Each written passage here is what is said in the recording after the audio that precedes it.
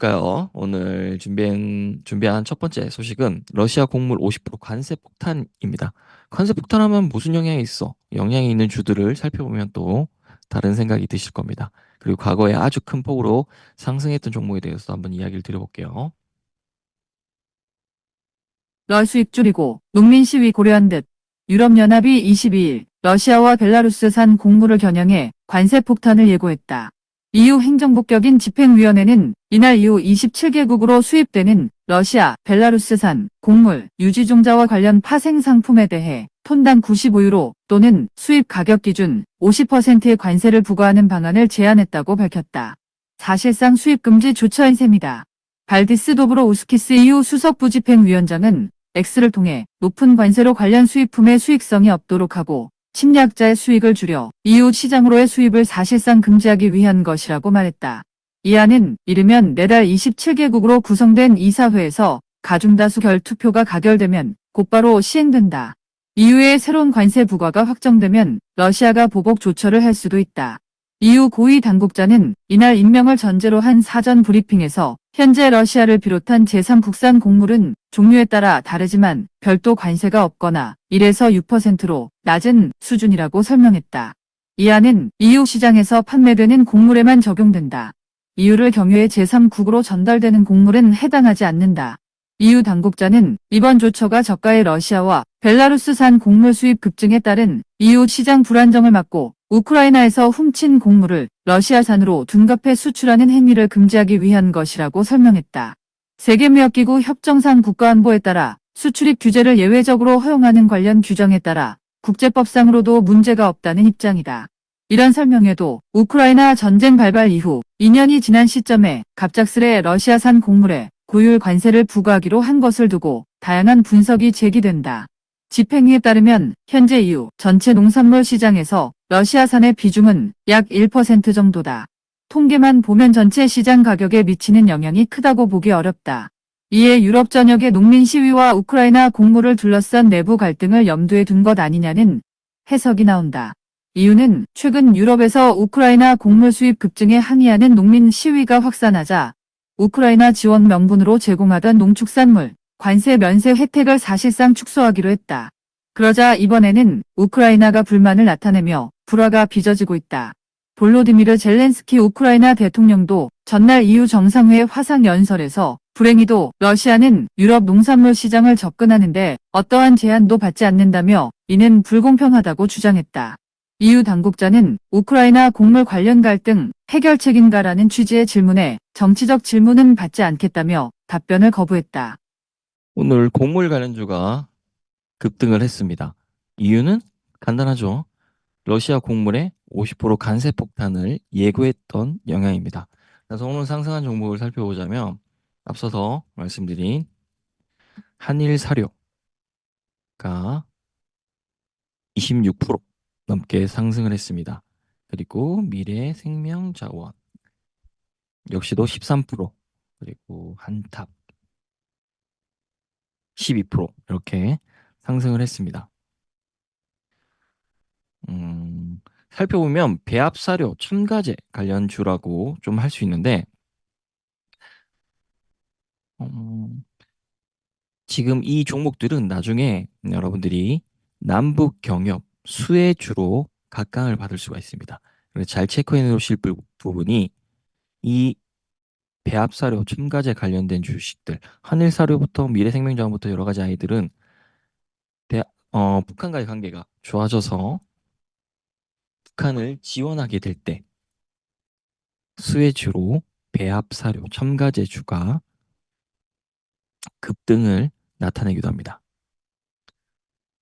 그래서 배합사료 같은 경우는 가축, 뭐 사육 목적으로 양계용 또는 양돈용, 뭐 그리고 낙농용, 그리고 비육용 이렇게 분류가 되는데 배합사료 같은 경우는 산업 구조가 설비 구축에 큰 자본이 소요됩니다.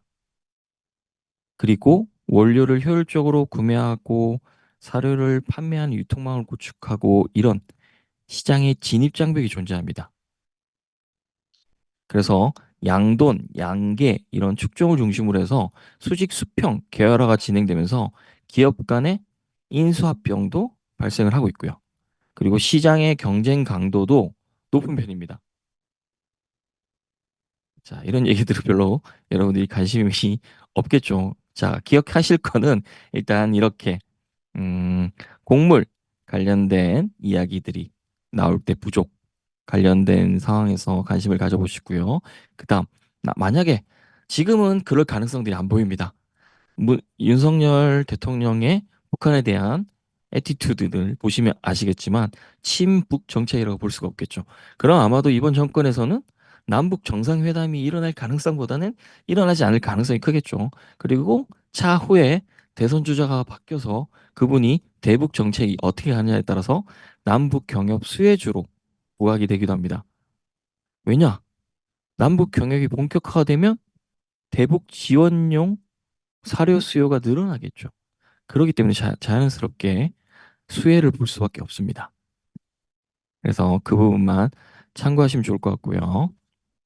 그래서 뭐 한일 사료라든가 뭐 미래 생명 자원이라든가 그리고 뭐 팜스토리 여긴 딱 봐도 느낌이 빰빰하죠. 팜스토리라든가 이런 업체들이 존재를 하고요. 그다음에 제가 이 종목을 왜 보냐? 지금은 거래 중지 중인 종목인데요. 과거에 한번 차트를 보는 게 낫겠네요. 자, 여러분 보세요. 424원 하던 아이가 액면 분할까지 했는데 17,374원까지 갔습니다. 10배, 20배, 30배, 40배, 50배 이상 상승을 했다는 거죠. 그래서 당연히 여기에는 뭐 여러 가지 이유들이 존재를 하지만 이런 이슈들이 있을 때 잘 들어가면 큰 상승들이 나오기 때문에 여러분들이 알아놓을 필요가 있겠죠. 자, 그래서 뭐 관심이 있을지 모르겠지만 러시아 같은 경우는 우크라이나와 흑해 곡물 협정이 종료가 됐습니다. 그로 인해서 곡물가 상승세가 가팔라졌죠.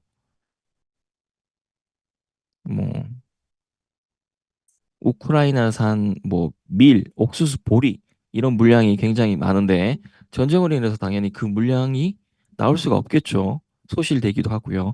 그러다 보니까 전체적으로 곡물 가격이 상승이 가팔랐습니다. 이런 전쟁 초기에 이렇게 큰 상승들이 나왔습니다. 그러면 당연히 전쟁은 나면 안 되겠죠. 당연히 하면 안 되겠죠. 하지만 전쟁이 있으면 이런 식량은 더욱더 중요해질 수밖에 없겠죠. 그렇기 때문에 그런 부분들을 생각한다면 만약에 향후에 또 큰 전쟁이 있다라면 전쟁이 일어나서는 안 되겠지만 여러분들에게는 큰 수익을 거둘 수 있는 기회가 제공된다는 것도 한번 생각해 보면 좋을 것 같고요. 그리고 밀가루 관련해서도 영향을 받겠죠. 자, 한탑 같은 경우는 앞서서 제가 여러분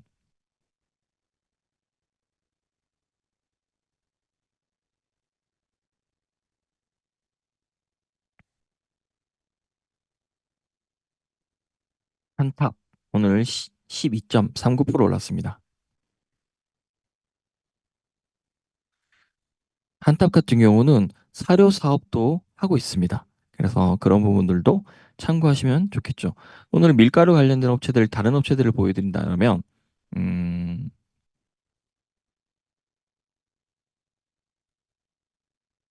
자, 보세요. 한탑의 상승률과 사조 동아원, 여기도 원맥을 수입해서 가공하고 판매하는 제분 사업을 합니다.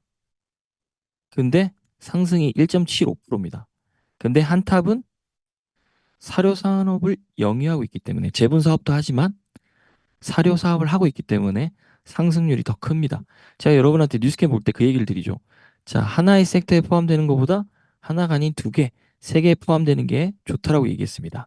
그것들을 생각해 보시면 이렇게 밀가루에만 포함되는 게 아니라 배합 사료에 포함된다라면 밀가루 업체에 밀가루 섹터에도 포함되고 배합 사료, 뭐 첨가제 이런 부분에 해당된다라면 좋겠죠. 제가 우주 얘기할 때 방산이랑 같이 되면 더 좋다라는 얘기를 한 것처럼 이해하시면 될 겁니다. 그래서 오늘 러시아 곡물 50% 관세 폭탄과 관련된 기사와 관련해서 상승한 배합사료나 밀가루 관련된 업체들 사업을 하고 있는 업체들 살펴봤고요. 다음은 비올, 실펌X 중국 판매 승인획 등에 대한 기사를 같이 보도록 할게요.